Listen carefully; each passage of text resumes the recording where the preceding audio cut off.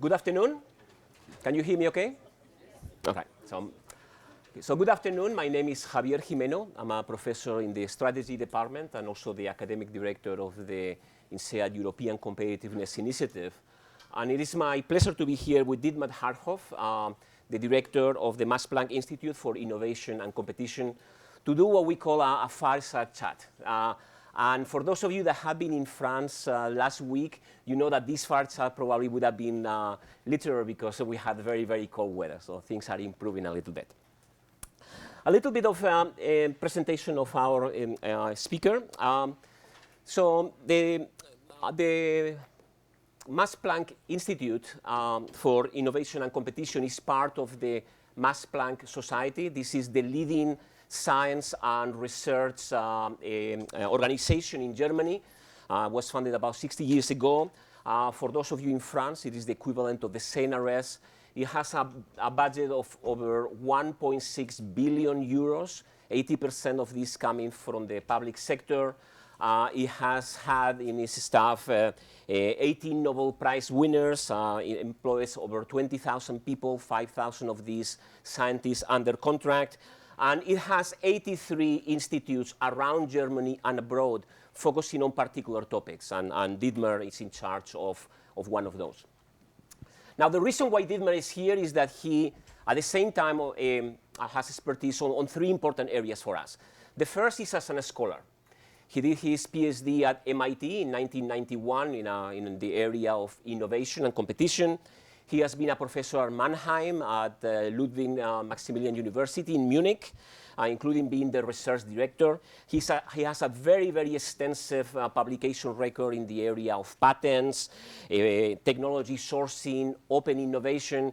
He has been a visiting scholar at Stanford and Harvard. He has been elected one of the top economists in Germany, member of several German academies of science. So he knows a lot about this topic as an academic. But he also is a policy advisor. He has also a master's on public administration from the Kennedy School of Government at Harvard. And he's been the chairman of the Commission of Experts for Research and Innovation for the German federal government. So he has been able to help policymakers, and particularly Germany, that is probably one of the leading edge on innovation within Europe, on improving innovation and research policy. And in addition, he has been engaging with startups and companies that want to become more entrepreneurial. So he's been the director of the LMU Entrepreneurship Center, and he has been advising startups, working with entrepreneurial companies, also working with established companies to become more entrepreneurial with activities such as open innovation, accelerators, and so on. So Dietmar, thank you for your experience. It's great to have you with us. Thanks for having me. Thank you. So one way that we want to structure the discussion of entrepreneurship is about, okay, what are the specific things that we can do to improve entrepreneurship in Europe? Now, there is no, clearly this is an important policy area, so all governments around the world want to be more entrepreneurial. There is also a perception within Europe that somehow Europe maybe is less entrepreneurial than either the United States, where we see Silicon Valley, some of the big startups and IPOs, as well as some of the economies in Asia, which are emerging and therefore very dynamic. Now, what we want to do over the next 45 minutes is not to do Euro bashing, so to really look at the pros and cons and to be realistic about the situation, and to have a dispassionate discussion about what works in Europe, the areas for improvement, areas at the public policy level, but also things that you as entrepreneurs or you in companies and venture capital can do in order to leverage the opportunities in Europe. And what I hope that we will get of this time together is that at the end of this session, when you walk out, you will have some share learnings and ideas about what are the things that we can do and we can advise our policy circles to do in order to make Europe a more entrepreneurial base. Okay, so to start the discussion, I wanted to share with you some of the structure of the World Economic Forum report about improving European competitiveness through innovation and entrepreneurship. This was published in 2014. And they highlighted three areas, three phases of the entrepreneurship process where Europe could do better. The first one is at what they call the stand-up. And for example, they highlight some statistics about over 50% of people in Europe would not even consider a career or entrepreneurship or joining an innovation. So the issue of willingness to engage in these activities, do we have the right culture? Do we have the right attitudes towards entrepreneurship? Do we have the right culture? Now, another important area to develop entrepreneurship is at the startup stage, and many of you are at this stage. So how to go from idea into creating a company, creating the business model, creating the company, getting initial funding. And clearly there are some issues at that level. So for example, about 70% of European entrepreneurs feel that it's very hard for them to have initial access to capital. And then finally, what they call the scale-up stage, which is making those startups big so that they can create revenues, profits, have social impact, and create employment. And here there are several different issues, right? So for example, the speed on which these startups grow, go global, get large access to capital, and so on. So in the spirit of discussion, which is really the spirit of this Fireside, I would like to pose a quiz for all of you. So imagine that you had one magic silver bullet. And you have to choose one of these areas to focus on, the areas to target. How would you spend your silver bullet? Would you use it to improve stand-up, i.e. to improve the culture, the attributes, the skills for people that want to go into entrepreneurship? Would you spend it to improve startups, facilitating the process, support, initial funding for these startups? Or would you use it for improving scale-up, access to global markets, access to large finance? What is the better way to use our limited attention and efforts to improve entrepreneurship in Europe? So take a few seconds, 10 seconds to choose, and I'm going to ask for a show of hands to see how we are going to lead the discussion. Stand up, startup, sorry, hold on a second. Stand up, startup, or scale up? Are you ready? Okay, so who you say the problem is really at the stand up?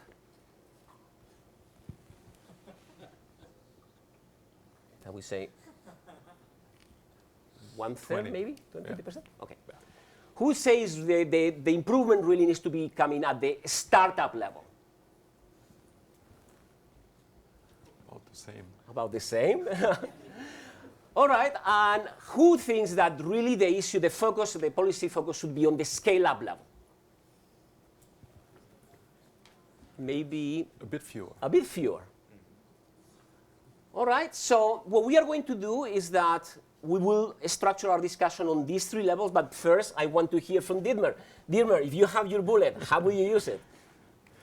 Well, if I only have one, which I hate to be, a situation I hate to be in, I would definitely go for scale up. Because I think that we have made, thank you. Because I think that, I'm not saying that there shouldn't be smaller bullets that should be shot at the other targets, but I think that we have made over the past 15 years some progress in the other areas, whereas the scale-up period, the scale-up phase is still the weakest. And what motivates me is that as an observer, as an academic observer, but also being in some projects that are closer to doing things about it, I observe that we are not creating world category leaders from Europe, or to a very, very small extent. That we see many companies with 3-digit valuations being bought up. And I can give you quite a number of examples. And that's fine, that's a wonderful exit, that's great. And I see that the entrepreneurs are turning the money, become serial entrepreneurs, so we're making progress there. But I do not see that they can raise the capital to turn themselves into something really on a world scale coming from Europe. And that's why I opt for for the C, for the scale-up option. Okay. So we'll have an opportunity to discuss all three. Let me start with the stand-up. So one question for Dietmar, and then I will open up to the floor.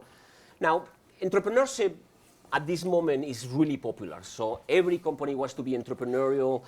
So although the perception is that maybe in Europe people have less of an interest in this career, maybe more risk averse, it certainly is the flavor of the month. Very large companies are engaging in accelerators, incubators, corporate venture capital initiatives, hackathons, and you have a lot of experience with those. Are these delivering the results? Can these activities turn traditional companies into entrepreneurial companies? I think that's a really strong demand that you're putting up there. First of all, I think that in terms of attitudes, skills, cultural acceptance, as you said, it's almost a buzzword by now, entrepreneurship. And we have to be careful there because it's a buzzword mostly in the academic environments, the scientific environments, and not so much in an environment that is very important, which is established corporations.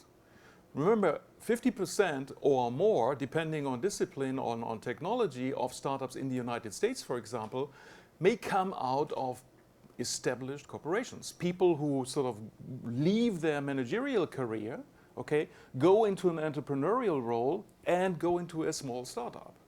And in Europe, and especially at the European Commission, we seem to have this attitude that everything comes out of academia, out of research labs and so forth, academic research labs, and that's not the case. It should not be the case. By the way, we'll come back to that because in the scale-up phase, what we also need is management talent, experienced managers who have run processes in industry to support the startups, okay? At some point, we need execution and not just idea and scale up. And again, I think there's a scarcity there. But by and large, I think we have made a huge leap in the cultural acceptance in continental Europe of entrepreneurship. That took some hard work. I can tell you a little bit about the Italian, the German experience. I'm less well versed about Scandinavia as a country, but when we discussed it with Magnus yesterday, I heard that this is also an area where great progress has been made. We still have to do more, okay?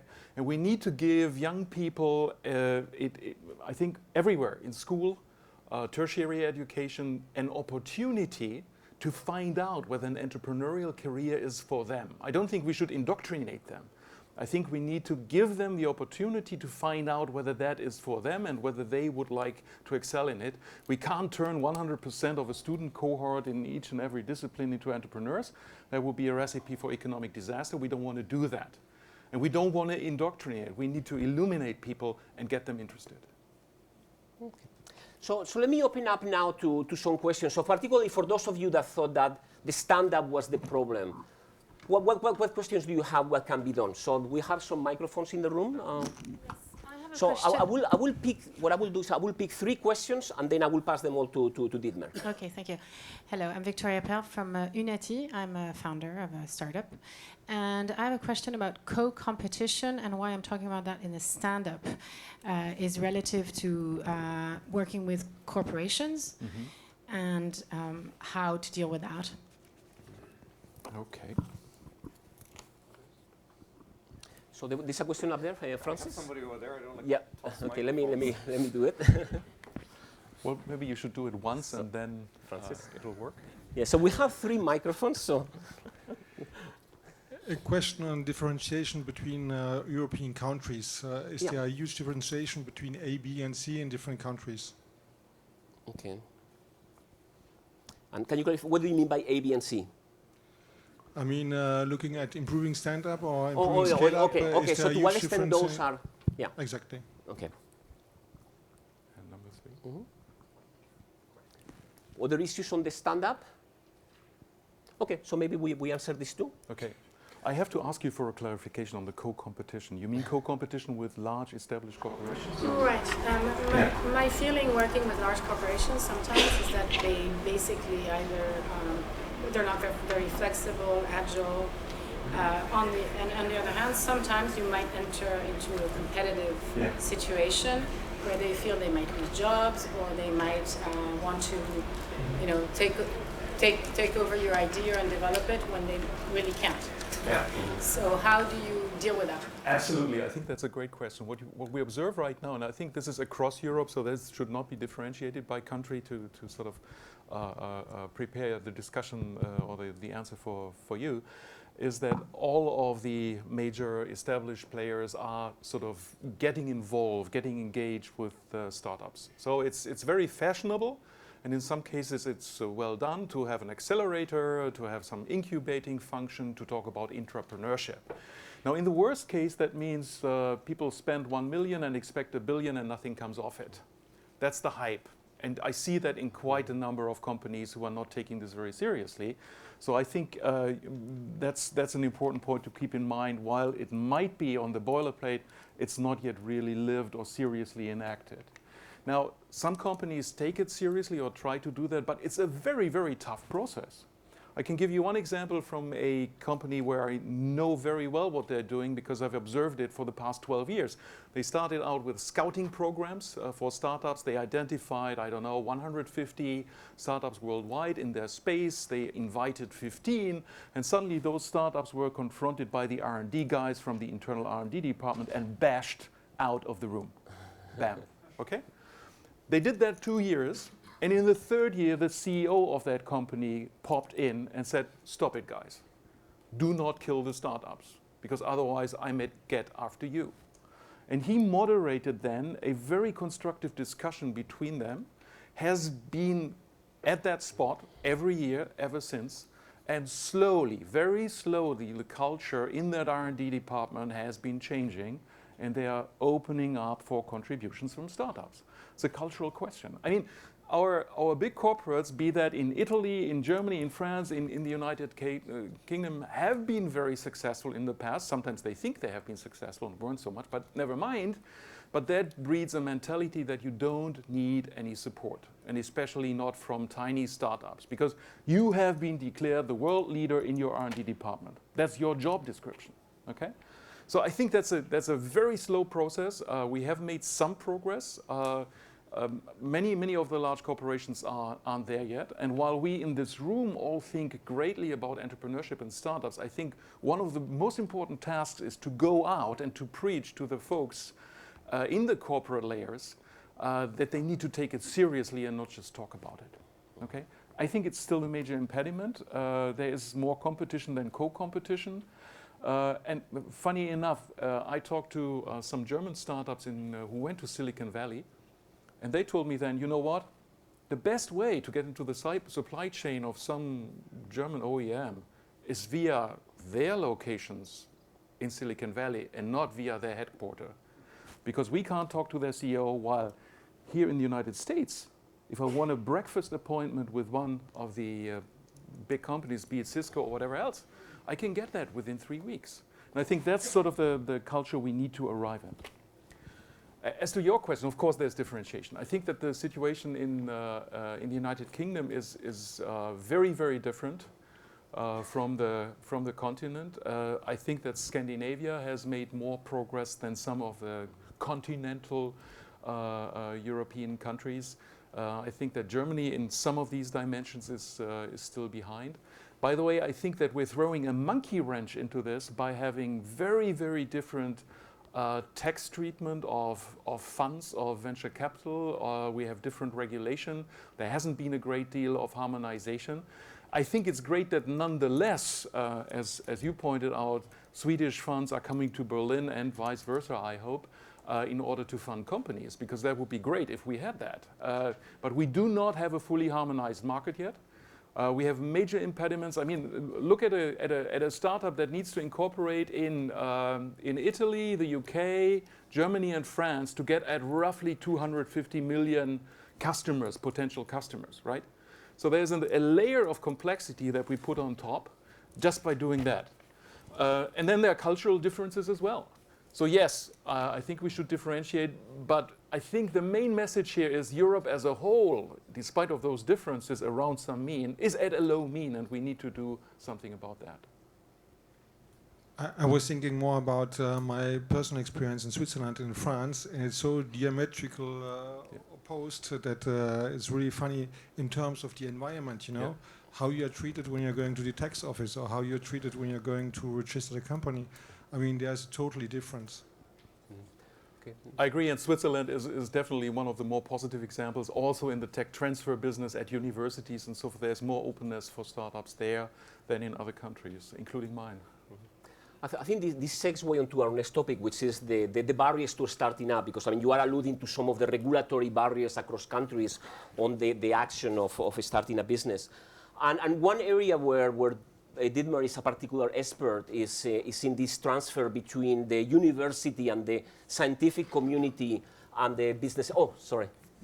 No, you're on a good move here, but I thought I'd be an audience member for a moment. Okay. And I'm interested in hearing a bit more about the improving scale-up part. What size, just if you want to develop that more, at what size approximately, what scale is it that things start slowing down? And what are the factors that make it slow down compared to, you know, wherever we want to compare ourselves to? You want to take that out or relegation well, so later? we are going to be going to the scale up. So, but maybe Dietmar, you want to address that, or shall we kind of save it for later? B and C rounds and IPO finance. Okay. So the buyouts that I'm seeing, the acquisitions that I'm seeing are, for example, Sechs Wunderkinder, okay, bought up by Microsoft for, I don't know, it's not disclosed, but probably around 150. There are other cases of three-digit acquisitions, typically not much larger than 200. We've had a number of biotechnology companies in the past that went for almost $1 billion or $1 billion, but that was very, very rare. But the point is that I don't see the bottleneck in the startup rate. I don't see the bottleneck by now in improving startup, the main bottleneck, excuse me, there are still bottlenecks there, but in the third phase. Sorry about the interruption. No, Please go on. That's okay. So we'll move to the startup, and I wanted to leverage Dietmar's particular expertise in the technology transfer between university and the science sector and business. So this is an area where the US has done very well in general. So there are strong tech transfers in the major universities, including MIT. I remember talking to some venture capitalists about a French company that was using the scientist technology, and the venture capitalists wanted to give these scientists some stake, some equity from the company. And they had to go all the way up to the ministry in order to be able to give these researchers some share. Because the perception is that if you are working for the university, you should not be meddling in business. It's kind of a conflict of interest. So this is right on your alley. How do you facilitate the transfer from the science community into the business? What are the best practices that you are applying? Okay, I think first of all, if you look at tech transfer worldwide, you will see in all countries it's a difficult business. Okay, because there are cultural differences between researchers who just love to publish and publish as soon as possible rather than patent and so forth. There are lots of little elements of friction in there. So in Europe, what we had at the beginning of 2000 roughly, we decided came in a staggered way, but essentially we decided, hey, it would be a good idea to follow the United States, which introduced the Bayh-Dole legislation at the beginning of the 1980s. And that legislation made the universities the sort of owners and, by implication, managers of intellectual property and of technology transfer, collaboration agreements, and so forth. So in the United States, by the way, that was a process where you saw many professors screaming at the TTO office. It was a very acrimonious process because you took something away from people. You gave ownership right to the university that had first been with the professors, with the principal investigators, right?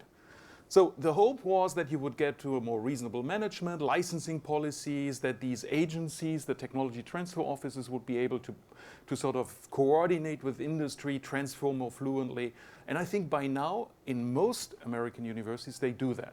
If you go to Stanford and talk to Catherine Koo, who is heading the TTO office there, or Lita Nelson at MIT, by the way, two highly respected, absolutely leading people and women in that business. We don't have that at all in Europe at this point, okay?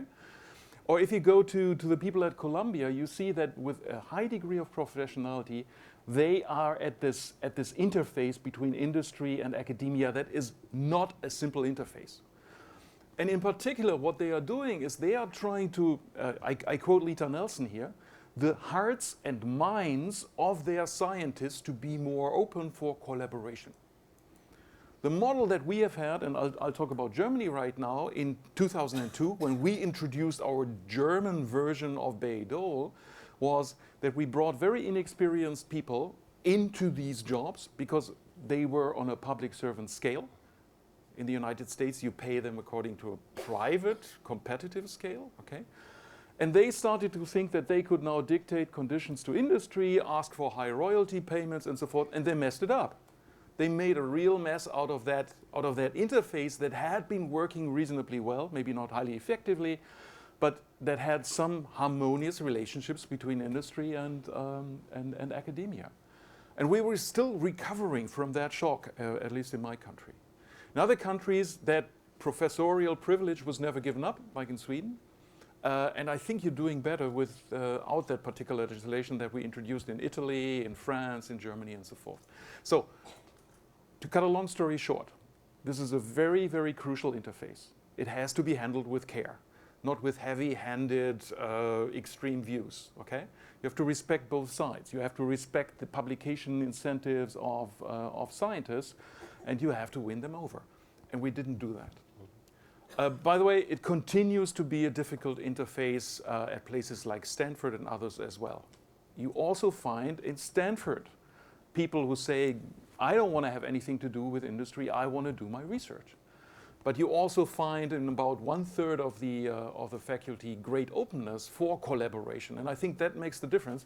And I think my personal target is that at least in Max Planck and the organizations that I'm familiar with, we should have 1/3 of the people firmly committed to doing something positive about transfer and transfer activities, and then the rest will follow. Okay, so let's do the same. Let's open up for questions. So for those of you who thought that the startup process was the one with most need of improvement, what are the issues that you are encountering? What are the questions that you have about this stage? Yep. Can I pass this on? Under B, you write there, better support to set up. Often people will then think about financial support. But one of the things that I have seen has been extremely important is some kind of mentoring. I mean, I'm working as entrepreneur in residence here. It's a kind of mentoring. But I'm trying to form a mentor group in Denmark because we have seen something like that in Sweden, meaning that in Sweden only 25% of new companies fail. But in Denmark it's 50%. And I think the mentor idea is extremely important compared to many other things that could be financial or whatever. Okay. So let's pick maybe one or two more comments and then we'll answer them together. Yep. To get the opportunity to scale up a venture, you need to have the right sort of ventures to be able to scale up, which is why I voted for the startup piece. Now, clearly, you need to have the right entrepreneurs to create the startup, but I feel there are plenty of people who, given half a chance, would do that. So I still feel the bottleneck would be in the middle. And I wonder whether there's something else there that I haven't seen yet, which is what is the core motivation of the owner of the intellectual property? Because that's whether it may be certainly in academia the case that that person is not cooperative. I don't know about the corporate world. But if that person had a different motivation, a much more financially driven motivation, might that release some of the energy that's required in order to make this happen, rather than trying to work on putting structures in place and all sorts of things which seem to be running counter to what entrepreneurship should really be about? Other question on this phase, startup phase? Okay, so let's go with these two. So economic incentives for entrepreneurship and the role of mentoring on creating successful startups. Let me start by saying that these statistics, 50% fail there, 25% fail there, are sort of a double-edged sword, okay? They may mean that there is not enough support or mentoring in one location and more in the other. They may mean that the selection selects the more risky and potentially more profitable one in one location and not in the other, okay? When I came back from the United States at the beginning of the 90s, there was a statistic out there that the Bank of Scotland, they praised the German banks because the default rate was so low. And I thought that that was a terrible predicament because obviously the projects that they picked were so risk poor and so unprofitable that no major innovation could come out of Germany because the financing sector screens it out, okay? So that's one point. But let's assume that the selection doesn't do that. Then I think going, first of all, to other countries and learning about how you can do that, I presume academic institutions is a great thing. I think mentoring at entrepreneurship centers is a wonderful institution if you do it right. And the first step to do it right is bring in practitioners. Don't let professors treat you. Bring in practitioners. And practitioners from the venture capital community, from the service communities, former alumni who have successfully started or even successfully failed, right? Have the experience to bring to these startups, and that can be very important. Setting up a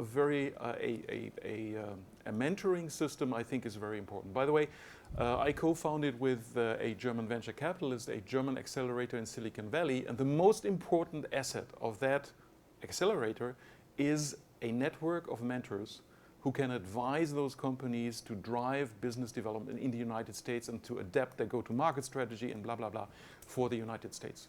So I think very highly of that. Now, as to better support, let me come back to the question. We have differences in the respective systems, okay? In the United States, you can go to Plug and Play, Stanford, other places. You see angel pitching rounds, and you see that startups walk out with checks of $200,000 or $300,000, or in one case, $400,000 that I observed personally. And that takes care of seed finance. Now, in many other countries, we don't have that. In Germany, we brought in a mechanism which is called Exist, which gives startups access to up to 100,000 euros, which became the substitute for that form of seed finance that is done by business angels in the United States. We now have a very active angel scene, not just in Germany, also in the other European countries. I mean, with venture capital, institutional venture capital withdrew 10 years ago from the smaller financing rounds. And for a long time, we had very little there. And in came business angel association, business angel networks, and so forth. And to some degree have filled that gap, which I think is very productive. So again, better support, yes. Better support should not mean that you sort of take care of everything. There needs to be an entrepreneurial component that is left after all, right? And you cannot nurture these folks just because they're interested in a startup to become entrepreneurs. They have to bring something to the table. To the second question, I think you have a very good point there in that the IP owners at academic institutions sometimes don't know what they want. They want to keep control. They don't want to give up the IP. They don't want to give generous conditions, and I think that teaches investors to be very careful in those environments. I've advocated that academic institutions should simply give up any IP, transfer it to the startups for a very small equity share or something like that to sort of create a clean slate so that you don't have to have them on the board, that you schlep them around into future financing rounds in a sort of way where they can contradict that or create problems. That is typically not what happens. The successful institutions have very simple licensing and other rules, how they work. They have very clear conflict of interest regulation. And I think that's also one way how you can make this phase easy, because no venture capitalist wants to have the technology transfer office complicating matters. Okay, so I suggest that we now move to the third phase, which is the scale up, the one that Dietmar found to be most important. And I want to open up with a question about the global market reach of these startups, or the born global phenomenon. So my guess is that comparing to the US, I mean, some of the problems in Europe is companies starting in one of the country and then thinking that they need to dominate that country before they go to the next. But in fact, some of the most successful, like Spotify or BlaBlaCar, one of the differences is that they have been very fast at going outside their home market. Now, this may be an issue of culture, maybe an issue of the top the management team, but how do you bring that global awareness to the ventures that you advise? And in general, how can we leverage the European productive heterogeneity and diversity to make more global ventures? Now that's of course the big target. So my perception, I said that already in the introduction, is that is still the biggest gap. We have excellent science. We bring science now increasingly into a commercially exploitable form. We have the startups. If you look at the Scandinavian locations, London, Paris, Berlin, a little bit Munich as well, you see that there's a lot going on. We have the people who want to do it. We see that these startups receive initial finance, that they get seed finance. We see that they get A rounds, okay, which 10 years ago was a bottleneck again. And we're seeing B rounds as well now. But what happens afterwards? There is a dearth, I think, of capital in that next round. Call it B or C, whatever. I mean, it depends on your views of the alphabet. And we don't have a serious IPO channel in Europe at this point. And I think I would love to see some of these companies that they can get now acquired for 100+ million or something like that, to tap into those sources of capital and not be bought out completely. Because there is a danger, and I can give you examples as well, that at some point the IP from these companies will be transferred, that they get relocated, and that the value added and the jobs, which from a policy perspective we would love to have here, because frankly I think our automotive industries will lose jobs or relocate jobs. Our traditional industries will have to go where the growth is, which is to Asia, with some value added and manufacturing as well. So where do we get it if not from those companies? And right now, I think we have a strategic weakness there that we should think of. And some things that you do with the companies that you advise to help them? Well, one advice is, of course, to do business development early on in large markets, and not fight with 4 different sets of regulation or 5 different sets of regulation in the European market. So and by the way, this is not a silver bullet that you can apply to each and every case. Okay, you have to really watch it. But there are companies that, right from the very start, fit very nicely into the US market. Okay? By the way, my experience is that these companies typically don't flip completely. Let me give you an example, which was exited in as the CEO said, opportunistic exit, being sold to Motorola about 5 years ago, which came out of my University of Munich. And that was essentially a service for proximity-based information that you could send back on the back channel with high energy efficiency to users of mobile phones. Okay? That was prior to smartphones. That was still on mobile phones. They went to the US. They got themselves a CEO who was a former vice president marketing at Google.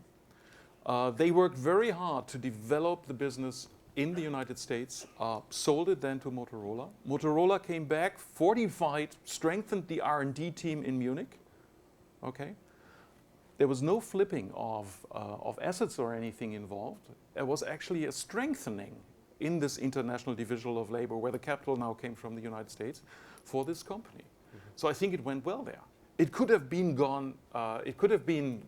done maybe even more advantageous for the European side by having capital earlier here in Europe. I think the market access could not have been provided in the short term here in Europe in that way, because we simply do not have harmonization. We need that very urgently. So one plea to the Commission is don't just think about financial instruments, also think about having something like we have a Société Européenne, right?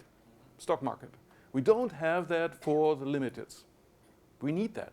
By the way, we tried that. It failed. And the failure or the sort of shot against it came from Germany, from the unions, who did not want to have their participation in works councils undercut by a European construct. So we're stuck in our old models, and the collateral damage is on the startup side. And I think we need to think about that, because without improving the conditions for startups for that phase, we will not be successful in that third phase. Okay, so let's open up on this topic of how to scale up European startups. I mean, for those of you that have found difficult experiences on this, what are the questions? What are the experience to share? Yep. Can I have a? Yep. Thank you. Thank you. Yeah, I think one of the challenges is to attract top talent to a small company where. If it's not a unicorn or a company that has a potential to have a multi-billion market cap at some point, you know, like a service company, B2B, things like that, sometimes it's hard because you can't really pay the salaries that people would get in the industry, and at the same time, the equity might not be that valuable in the future. So that may be hard. So if you have any ideas how to solve this problem. I think the problem is even a little bit larger, because what is also important there is that many managers, capable managers, okay, are stuck in golden cages given how we set up pension entitlements and so forth. Okay? So in many countries we have lived historically, and we have lived very well, with lifelong careers in one company or maybe one job change and something like that. Okay? But the ideal that we still professed about 20 years ago in HR, which we were preaching at business school, and I bet at this business school as well, to European companies, was that you invest in your people and that you create career ladders that reward continuity. And now we're suddenly asking them to do something else. Now we're not suddenly asking them, we have been asking them for a while. We have a number of problems. We have problems in some countries to set up equity share ownership programs, so to reward them with equity, given that equity might be worth something. The exit values might not be as attractive as in the United States, so that instrument might not be as powerful. And then we have the exit barriers in the large corporations that also are not very conducive to going into a startup. Again, I think we see changes. I don't know any orderly statistic about this that one could cite. The sort of gut statistic that I can make from the cases that I have seen, or from looking at the 180 companies that have been involved in the selection processes for this German accelerator, I think we see a lot more right now, and especially once firms have been in a larger A round or in a B round, you're also able to attract seasoned managers who then help with the execution. But again, it's a long road to Xanadu. Maybe one or two more questions on this topic, and then we'll close the panel. Yes. Yes, my name is Philippe Tissot. I have a company here in Fontainebleau, an international company I founded 70 years ago. The numbers I got from the French market is that after 3 years, 50% of the companies fails. Yeah. After 5 years, 80% of the company fails. Mm-hmm. And in France, so I don't know the number in other countries, but after 95% of the companies in France employs less than 10 employees. So when we see that, and that's why I choose the C option. After 5 years, that means that on 100 startups 5 years ago, we only have 20 companies, and only one company employs more than 10 employees. Mm-hmm. So the question is, do we need more entrepreneurs, or do we need more survivors after 5 years? And how could the government and the European Union could help the companies to survive after 5 years? Mm-hmm. Again, I think I have to warn a little bit. If you look at, and by the way, this is a universal statistic that you find for private equity portfolios and especially venture capital portfolios across the world. Okay? So a small startup fund tech area may take in, I don't know, 120, 150 million and try to invest 20 to 30 projects. 10% of these projects, meaning 2 to 3, will ultimately either pay back the fund or pay more than the fund. And the rest will be liquidated, will be the Walking Dead, or something else. So these are huge experiments. And in huge experiments and risky experiments, only a small share will be surviving and successful. So the statistic of only 10% surviving, if this is a venture-driven process, would not scare me at all. What would scare me is if among the 10% you don't find sufficiently many that are successful, pay back the investors, pay the managers and the entrepreneurs. I think that's the problem then. But it's not a matter of raising the survival rate sort of globally. There is selection. These are experiments that we run in the favor of our economies in order to find out what works and what doesn't work.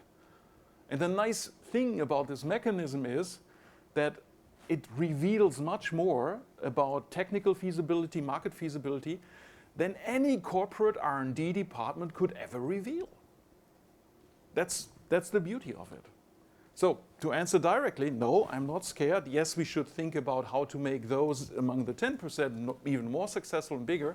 And then I'm with you, improving scale up is very important. Okay, I think we should bring the session to a closure. I wanted to share a statistic which is actually on this World Economic Forum report, which I think suggests that in fact, the scale-up issue is an important one. So this is a comparison of venture capital funding in the US versus Europe. So what you see on the left is the number of companies receiving venture capital in the US. In the light blue are the early level. On the dark blue are the late level. And the same for the EU 28. And what you see is that in terms of the number of companies at the early stage, the numbers are actually similar, even better in the EU than in the US. Now, when it comes to the late stage, the numbers are substantially lower. So fewer of the European companies get to the late and expansion stage. And part of the reason might be connected to the funding. So below we have information about the average volume these companies receive at the seed stage and the later stage. And what you see is that both at the early stage and the later stage, companies in Europe are receiving less funding than the equivalent companies in the US. So the potential for scaling up is creating these problems of funding that is restricting the opportunities. So in summary, let me share three lessons that I take from this discussion. First, when we talk about the stand-up and the culture, of course, entrepreneurship is becoming more popular, but especially in companies, the CEO support is key. So the internal processes within the companies might even kill the incentives to innovation unless there is a strong support. The second is for scaling up, access to markets is important, and support on market development, such as the things that you do on market development with the startups in the US would help to bring a global perspective early. So maybe in the case of the French companies, to quickly kind of lead them to think about markets outside France rather than get stuck in France. And then the third, maybe the silver bullet is the financing, the access to financing, and creating an homogenization of structures, maybe a European market for new companies that would allow public capital markets to support this growth. Yeah, let me comment. Maybe silver bullet is not the optimal metaphor, because silver bullet means, of course, you fire that and all the problems are solved. Okay, so maybe it's better to talk of this as one of the or the biggest problem right now. But we have seen over the past 15 years that what was the biggest problem has shifted. Okay, I think 15, 20 years ago, a complaint that we're culturally not prepared to really tackle entrepreneurship was more justified than now. And by the way, the fact that we don't get that many into the later stage may also be due to the fact that European entrepreneurs might be willing to sell out at 20 million, 30 million, 50 million earlier than a US entrepreneur who would like to take that further.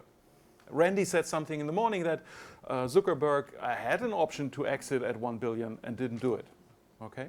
So maybe there's something to think about there as well. But I truly think that we ought to work on our systems, and I'm greatly encouraged by what I've seen here at INSEAD. I mean, this is not just because it's #1 in the rankings, but because it's a place that is highly international, that brings not only Europeans together, but also people from all walks of the world, and is firmly anchored in Europe. It can make a great contribution. I think we need to work in our institutions towards that objective.